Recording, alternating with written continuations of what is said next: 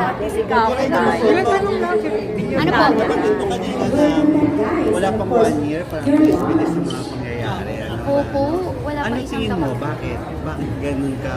Ang bilis ng pag-succeed ng business? Hindi ko po masabing successful ako pero alam niyo naman noon pa man, di naman talaga tayo nag-iisip ng ganyan. Dati nga nung maaga ako nagsimulan mag-artista, feeling ko wala nakakakilala sa akin. Alam mo yun, parang hindi talaga umaabot sa ulo ko. Nahihiya ako. Lagi akong nasa-shy. Kaya kapag may mga launching ako, hindi ko alam kung paano ako sasabihin.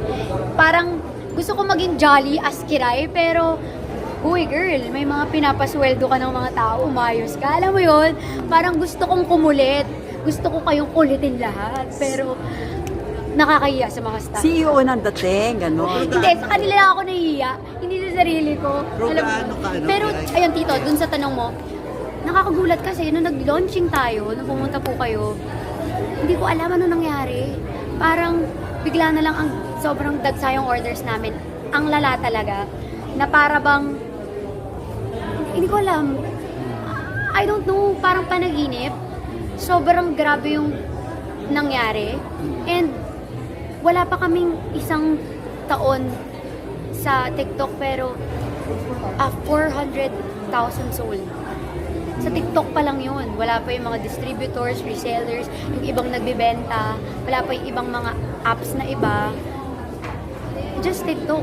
As in, pag ini-imagine ko, saan nanggaling yung 400? I mean, wow! Kasi hindi mo pwedeng sabihin na lahat yun fans ko. Lahat yun pinilit ko or nabudol ko lang. So, talagang karamihan po ng mga bumibili na ngayon, mga repeat buyers and repeat orders na. So, sobrang thankful po ako. So, bumenta ka talaga sa TikTok? Sa TikTok ka talaga bumenta? Actually, sa lahat naman po ng Nagla-live selling app ka namin. doon? Pero syempre, si TikTok kasi, mabilis mag-live doon. Mm. Opo. So, para mabilis kasi umindot, di ba? I-check out mo agad, nakabili ka na. So, talagang mabilis magbenta kay TikTok. So millions per day, kita. Ang dami rin po kasi nilalabas. Alam mo yon, ang dami, lalo na ngayon sa launching, hindi naman po ito libre. Ang dami rin pong kailangang ilabas. Sweldo pa ng mga tao. Ang dami rin pong kapalit. Hindi ko pa nakikita ngayon yung success talaga, yung benta. Kasi po, iniikot ko po sa mga bagong products. So, malayo ko pa po dun. Sobrang layo ko dun. Kaya nga parang pili ko, ganito pala yung business. Ang hirap pala mag-business. Akala mo ang dali. Yung parang pag nakabenta ka, yaman mo na. Pero, hindi po. Hindi talaga. Kasi, syempre, kapag hindi naman porket may bumili, minsan may mga problema pa yan eh. Yung iba, pinapalitan kasi nasira yung packaging. Syempre, minsan hindi na namin yun hawak, pero papalitan namin. Diba? May mga kapalit. Ang daming kapalit, pero hindi naman po nawawalan, pero hindi rin sobra. Part naman talaga sa ano. Opo, at saka ang goal ko rin kasi ngayon, sabi ko nga po sa inyo, talagang mabigyan ko ng mas marami pang trabaho yung mga gusto kong mabigyan ng work ko. Kaya po bang workers nyo? Hindi na nga po ako nagbibilang kasi nasasaktan na po ako pag nagsasahod. Eh. Ang sakit po pala kapag, alam mo yun yung, uy, laki ng benta natin ngayon, tapos biglang, oing, sahod na, parang wala. Pero, at least ngayon po, tanim lang ng tanim. Alam niyo yun, kaya tanim lang ako ng tanim ng mga bagong products. Di ko rin naman po alam kung ano rin po yung magugustuhan ng mga tao. Di ko rin alam po kung ano yung magkiklik. Kaya, gawa lang po ng gawa. So, kung ako po tatanungin niyo, wala pa po akong pera ngayon. Sa ganito ka bongga na launch, Opo, wala pa po. pera. Kasi labas din ng labas. Tapos may papasok, tapos lalabas din. Kapag na-repeat orders lahat, ibig sabihin effective yung product. Maraming salamat po. Thank you so much. Ano po kami, favorite ko yung mga honest reviews kasi hindi ko kilala yung mga yun. Hindi ko kamag-anak. At wala po akong kamag-anak na 400,000. So, maraming salamat. And karamihan din yung mga affiliates po na nandito. Dati po silang mga buyer lang din. Tapos, nag-affiliates na sila kasi naka-help na po sa kanila. Sinisweldoan sila, affiliates. Commission based po. Ganun po kasi sa TikTok. Commission based. So parang the more na magbenta ka kapag sinibagan mo, malaking commission. Kaya yung iba po madalas karamihan ng mga affiliates sa kakilala ko, hindi na sila nag-work. Kasi pag sinipagan mo talaga po mag-affiliate, grabe po kita nila. Ilan sila? Alam ko po ngayon 100. Opo, hindi ko alam kung 100 talaga yung dumating ko ngayon. Pero ang sabi po sa akin ng staff ko na Ilan lahat ang products na drinks. more on mga ano ba to? Health and wellness, beauty products. So, Ang dami na po, parang 20 na. Hindi pa nakakalabas yung iba kasi syempre, okay na yung mga packaging, okay na yung products, pero syempre, hinihintay natin yung FDA. Every product. Yun pa po, syempre, hindi po tayo maglalabas sa mga product na wala pong FDA. Meron na bang nagreklamo sa product mo, Kiran? Wala pa naman po. Pero meron yung mga alam mo yung mga very techy na check ko kung may FDA talaga kayo, ganun. Eh, hindi po ako naglalabas ng product na hindi po FDA, kaya po magastos din po. Kasi gusto ko safe din po. Sabi ko nga, madaling magbenta, pero marami kang kailangang Expenses. Yes po. Sobrang Kaya laki ka ng ba expense. pumayat sa business o dahil sa wedding? Ano po, siguro sa business na po. Sa business and sa wedding kasi ako yung todong abala because ako yung maarte sa aming dalawa. Parang Obvious pag naman. pumili siya, kahit damit niya ako nag-aasikaso na parang itong gusto kong design ng damit mo, gano'n. Maarte kasi ako, yung jowa ko kasi sobrang bait talaga.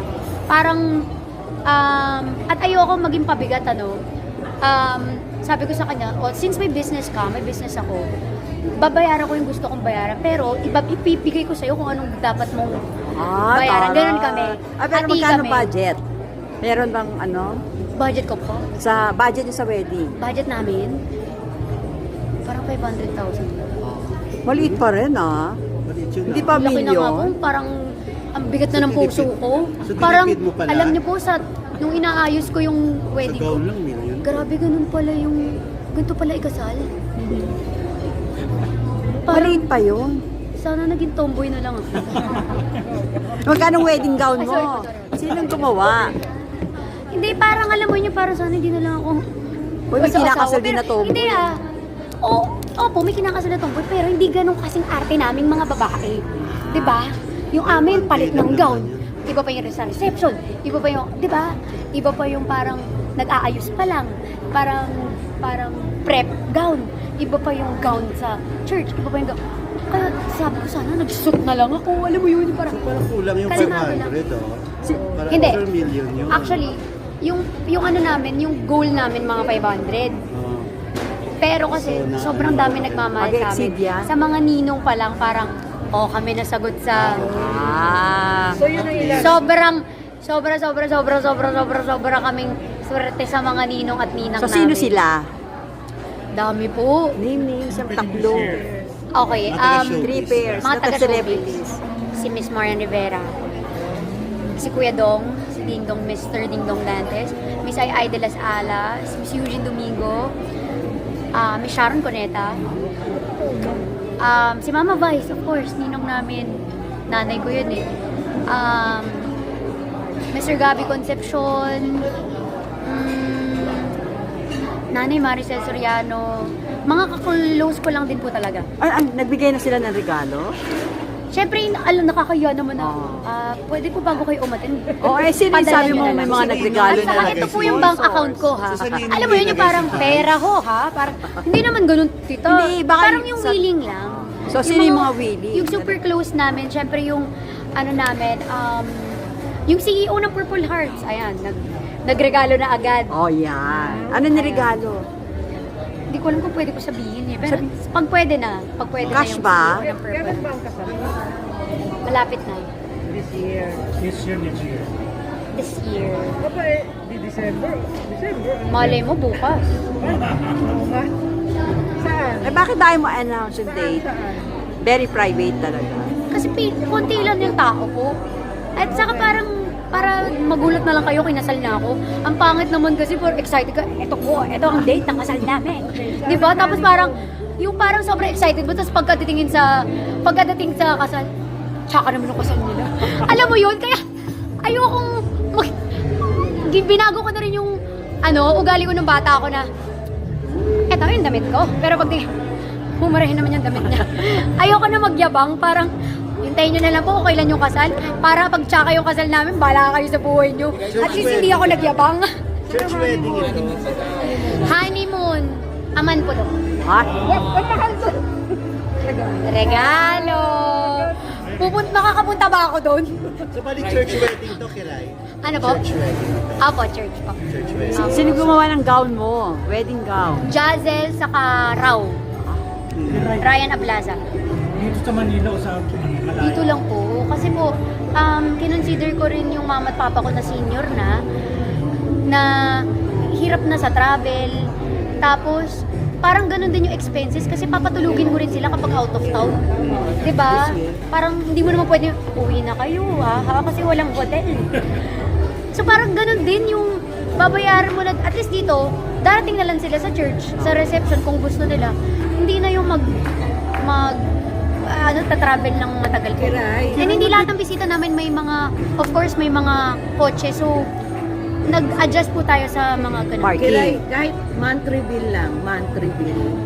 Month, ano po? Ng kasal. November, December. Monthly bill. December. December. O, teka muna. Alam ko, anong monthly review? May prenup Takot ba ako kayo? May prenup ba? Prenup, nung nag-Japan kami. Kakauwi lang namin po ngayon. Akala ko yung prenup namin. Prenup siya. Wala. Kasi parang, lagi ko nga sinasabi, hindi ko na kailangan ipagmalaki kung ano man yung business ng jowa ko kasi sobrang private niya. Ngayon, alam mo parang gusto ko na nga, sabi ko nga sa kanya, alam mo gusto ko na patulan minsan na may paupahan ka, may ganito ka, may ganyan ka. Para sabi niya, huwag na, yaman na, hindi naman kailangan explain. Saka hindi naman daw siya kilala. Wala siyang pake. Hindi rin naman. Stefan, buti nga po tama yung sinabi nyo, yung nung nag-prenup kami, Stephen pa rin yung sinasabi ng mga tao, hindi pa rin siya kilala. So ano talaga, very private lang siya. Ayaw niya talaga lumalabas.